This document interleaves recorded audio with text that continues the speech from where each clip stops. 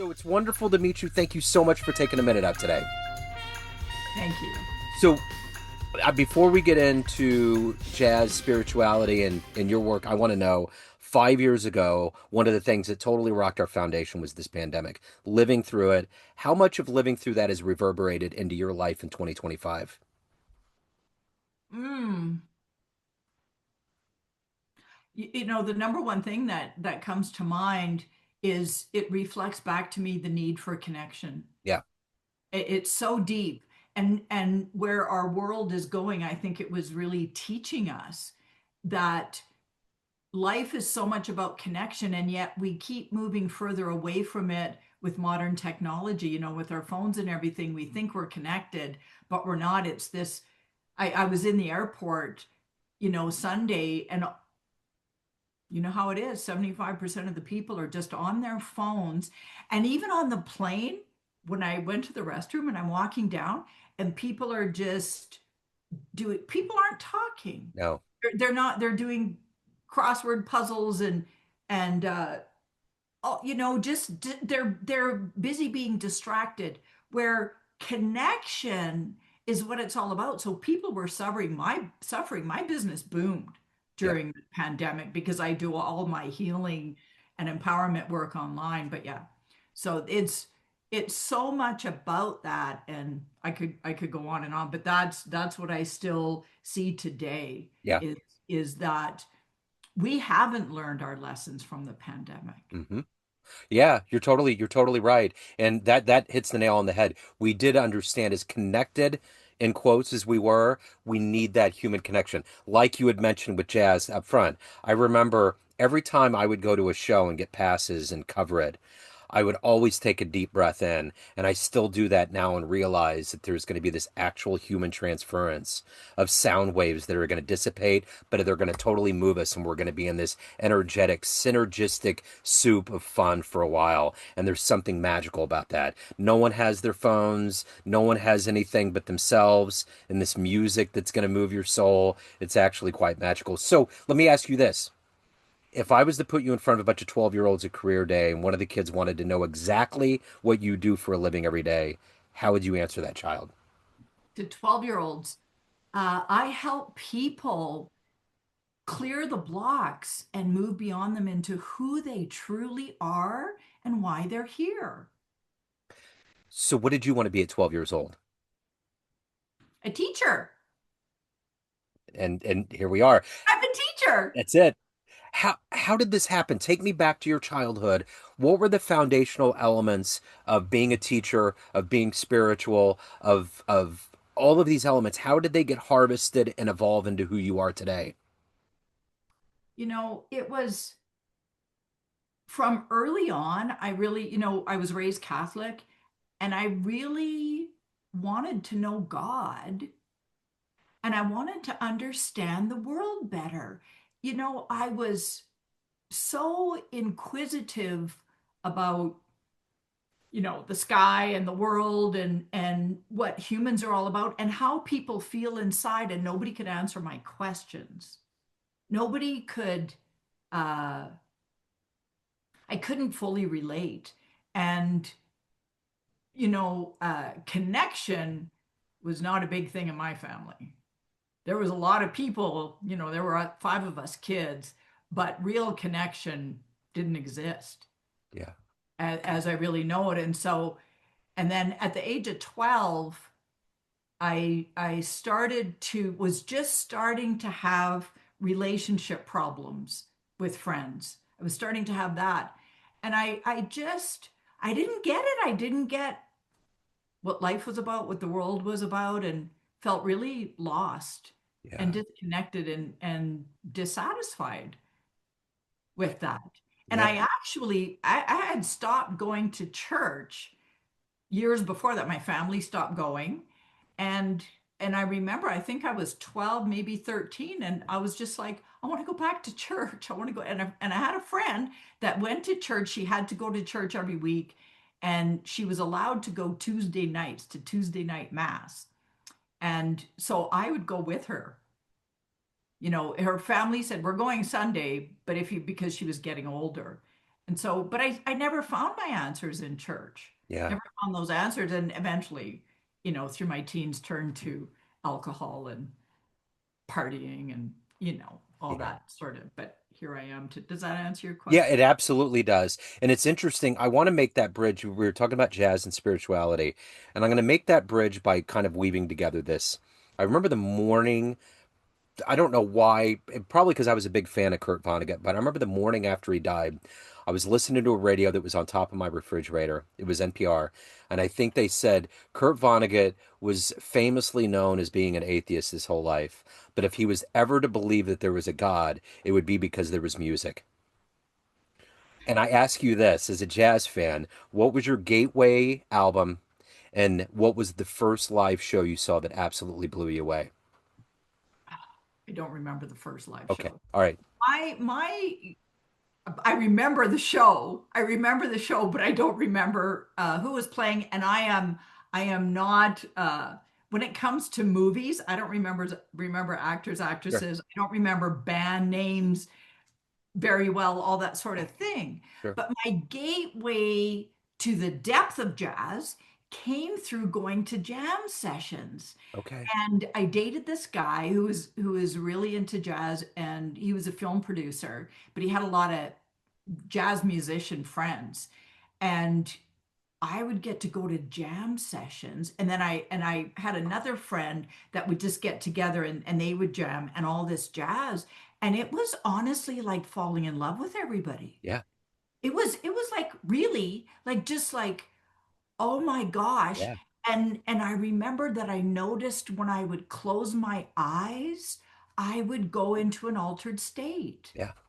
And that was my gateway. And it because it's the flow. It's the flow of jazz, especially to me in jam sessions, because they all feed off each other, and it's so natural, and the energy moves and transports you into just being, Yeah. like so many people talk about be in the present moment. Where the hell else are you? Sorry, where are you going to be if you're not? If you in a jazz session, you are in the moment, and you just are, and that's our access to the divine within. That's what it feels like. Yeah. There's a divinity. Yeah. And when you were explaining that, I was remembering a show. There's been times where I've seen things that have really moved me live. And I remember one time I saw a musician, a saxophonist, wonderful modern saxophonist named Miguel Zenon. And he came to our Kaufman, it's a beautiful performing arts center. And he was up there with the band that he had played with for like 25 years. And they were going real fast. I mean, the drummer was moving, the bass player was moving, he was hitting it, and he's amazing. And I was just sitting there and I was like, wow, like when they all like meshed and came together. Because at the end of the day, jazz tends to be a discordant kind of a thing. All of these different instruments shouldn't come together and make this fluidity, this seamless feeling of just a natural feeling inside of you that's like they're all okay, they're doing it. But if you hone in on each one of them and what they're doing, they're all going out in all these directions, but when they come together, it's like the water spigots finally in unison. They're coming together in one flow. And I think that the community, like you said, falling in love with them is like, I think the jazz community and the actual musicians and the people and the souls behind the music, it's like a hidden secret of humanity. These are some of the deepest, most humane individuals that do everything in the way that spirituality and the divinity tells us to live, to be humble, to give and to give freely and to evolve as a human being and don't be afraid of change. All of those things that are biblically put into us or into kindergartners are embodied in this community, and that's why I love covering and interviewing these musicians. It's like every time, and there's some of them are vibrating at such a high level, you have to just get away and be like, wow, we're all just down here and they're up here. It's wild. Well, and why aren't we recording this? We are. Oh, we are. Yeah, Okay. yeah. We better be, because it says recording on my end. Okay, sorry about that. Oh, you're fine. What I want to say to that is, what I think happens with to that point that you're speaking, when you put all these people together and they're playing their music, it's like they are all equal. Yeah. And we are all equal on the planet. Nobody is better than anybody else. We are all souls in human form. We are all the love and light of the Creator, an aspect of that. We are all the same. And when we can move into that state, that's where we can accept everybody and everything and just be. That's where humanity is heading, to the love and light of God, that we are all that. And we live our lives. We live our lives from a place of, the disconnect where we are not together, let alone equal. That's the depth of human existence and our evolution. Yeah. We're not separate, folks. Right. We are not. And through the music, we can find that. And that's where I think they take us to. So, like you say, some musicians and singers are are vibrating at such a high level. And that's what that is. It's the vibration of love and light and beingness.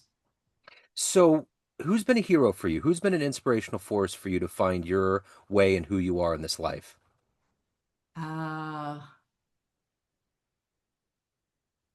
I have to say, well, the person that's coming to mind, I've had many heroes, but the person that's coming to mind is Oprah Winfrey. Yeah.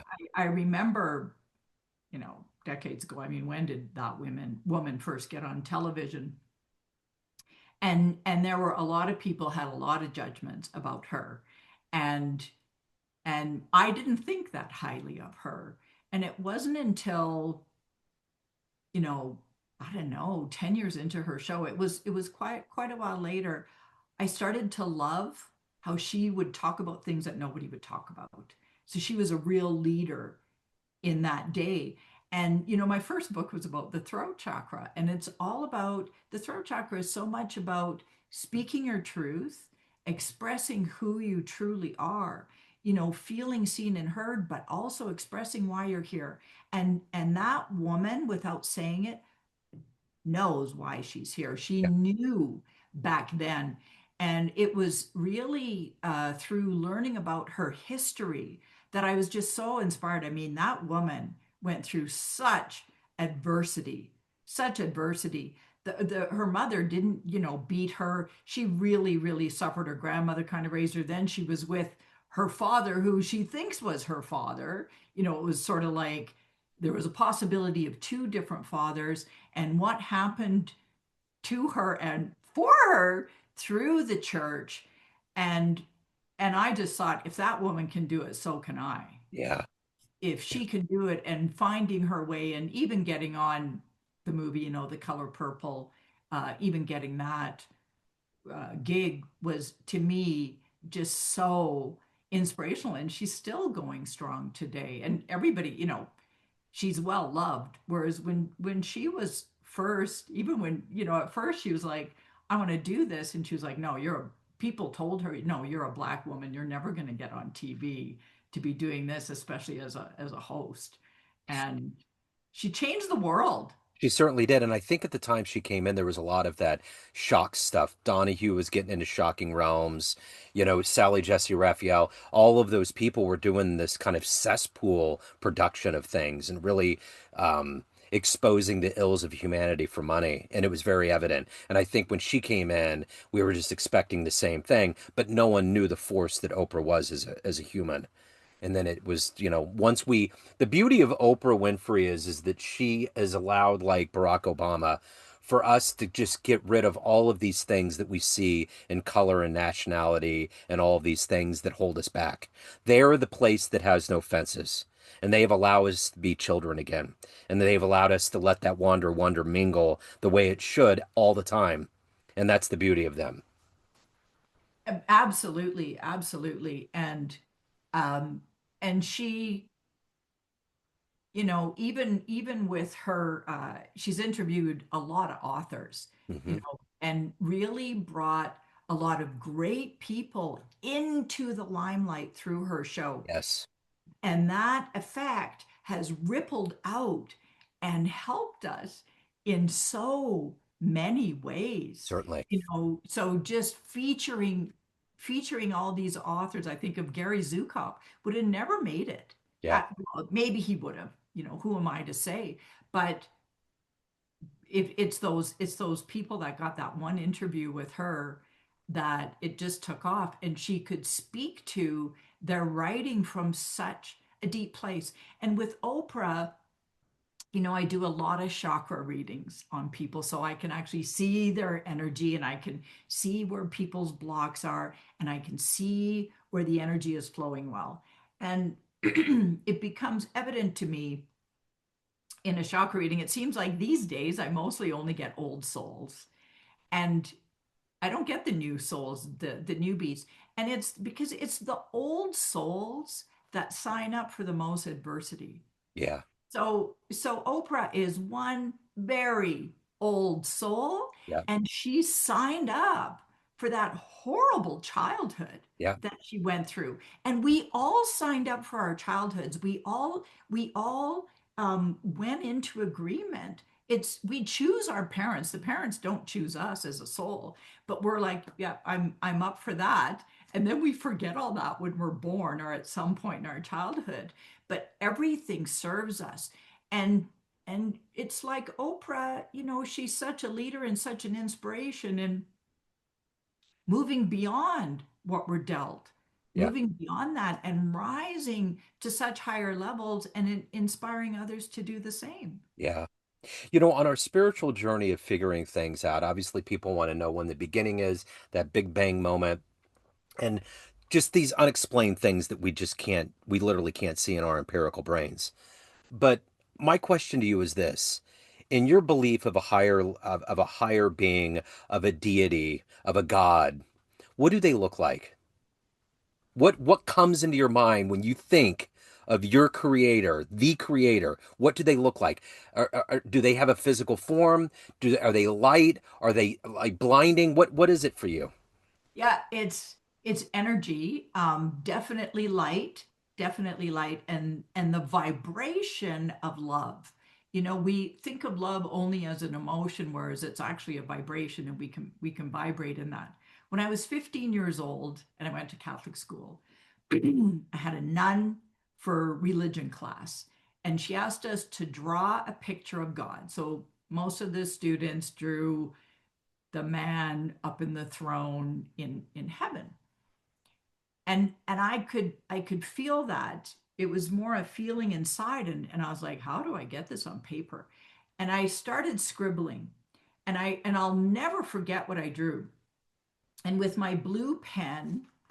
uh with my blue pen, I drew kind of in the center of the paper I was drawing, and it was like light, this knowingness. It was like I knew, and there was this center, and then all these lines went out from that.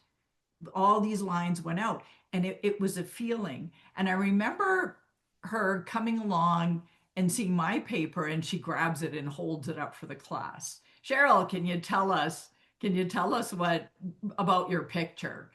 And I just knew. It was how I knew, and how I felt it. And when I get in, and I believe that um God is really inside of all of us. Yeah. And I can tell somebody immediately, someone who prays really well, when I do a chakra reading, they all have this light that comes off the top of the heart, but they're praying to the God outside of them.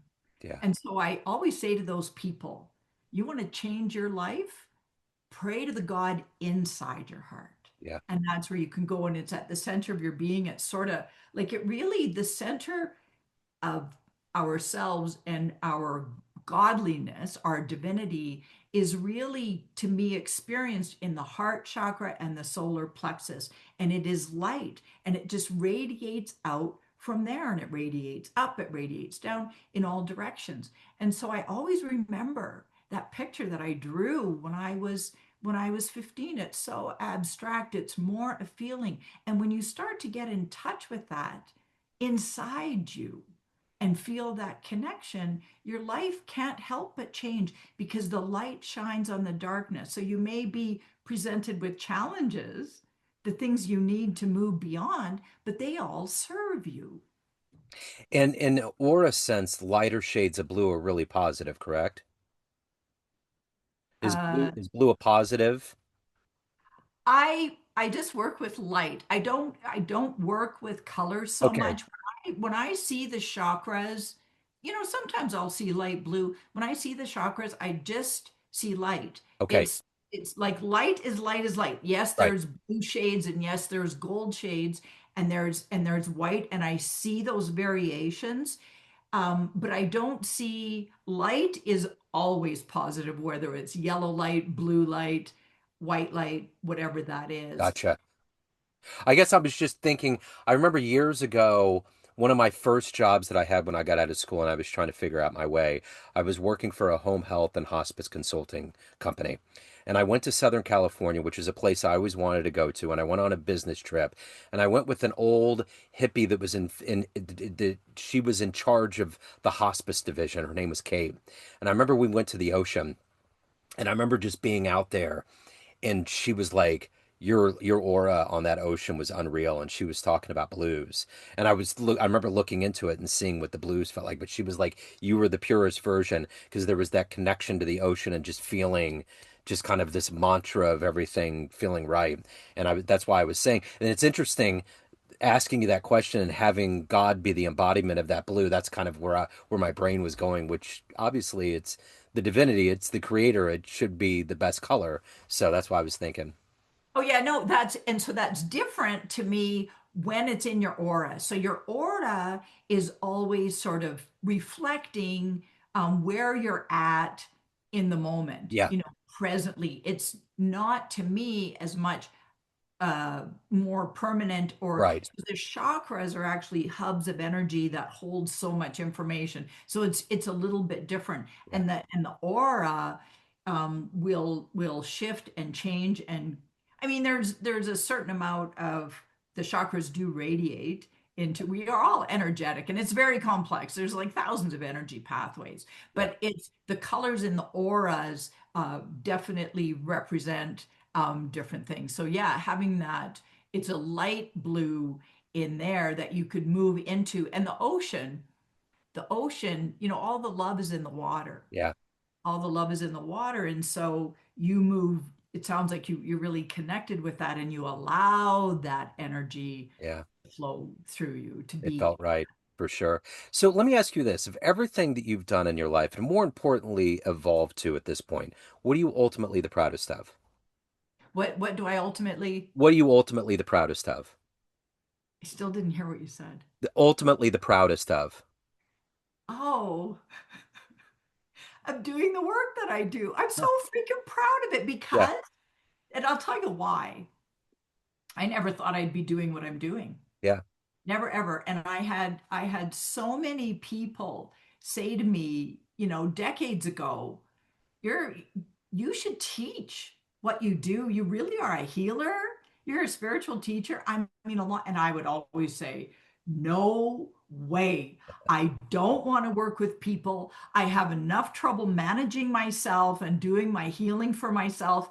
I never want to do that. And it cracks me up now, in hindsight, because I get so much joy out of what I do, and my soul keeps evolving. I, as a human, keep evolving through the work I do. And I'm at this level now. I work I really see the people I work with, my students, my clients, as my teachers. Yeah. I grow and evolve every day through the work I do.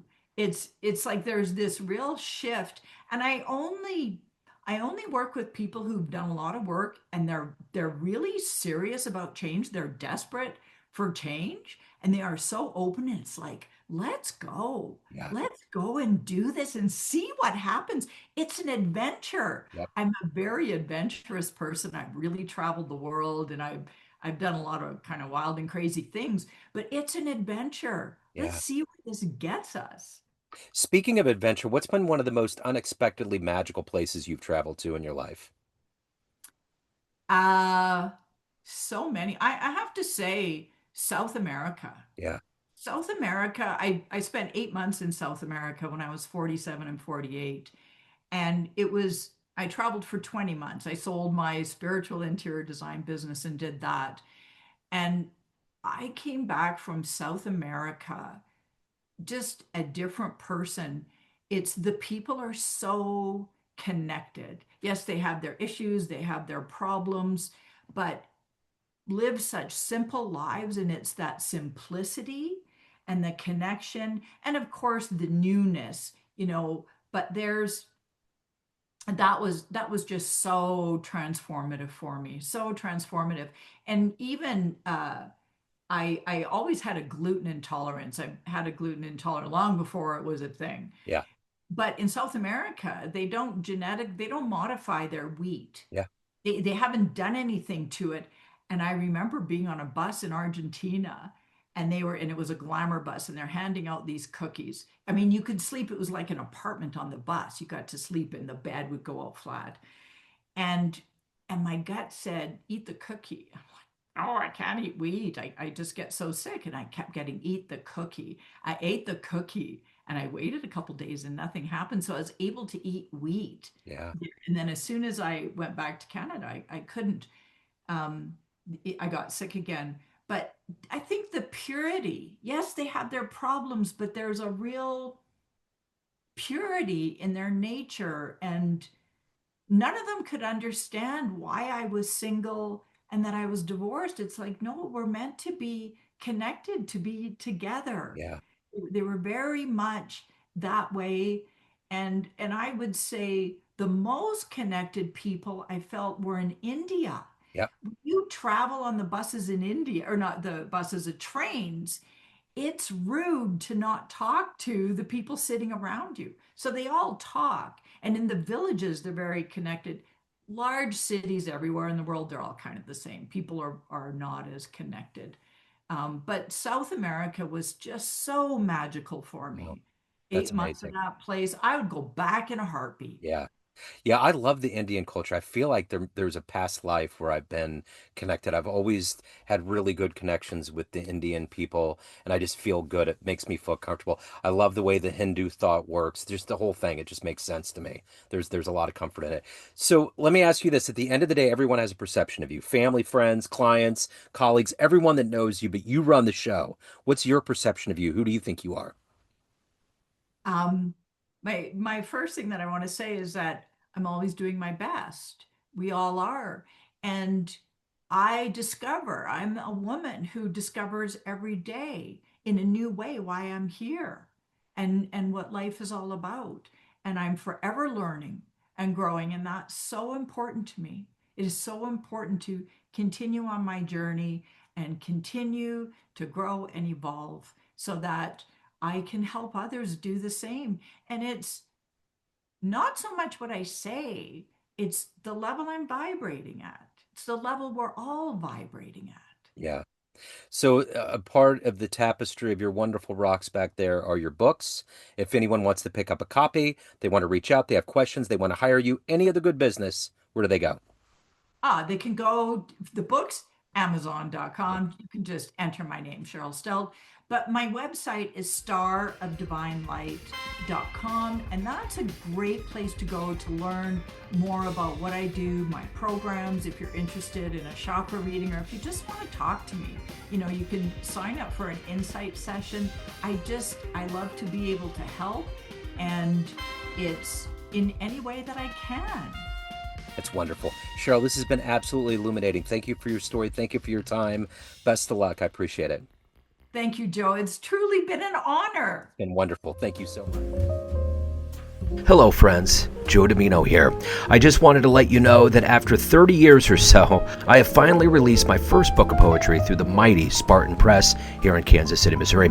As the creator and host of both Neon Jazz Radio and the Famous Interviews with Joe Dimino podcast, along with being a visual artist, I'm ready to embark on a new adventure and want you to be a part of it. You can get a copy online via Barnes & Noble, Amazon, and actually on the streets in Kansas City at the great Prospero's bookstore off 39th Street. You can also visit joedimino.com for links to the book, to more poetry, and everything in my world, including paintings. Thanks for all of the love and support over the years, and please dig the words.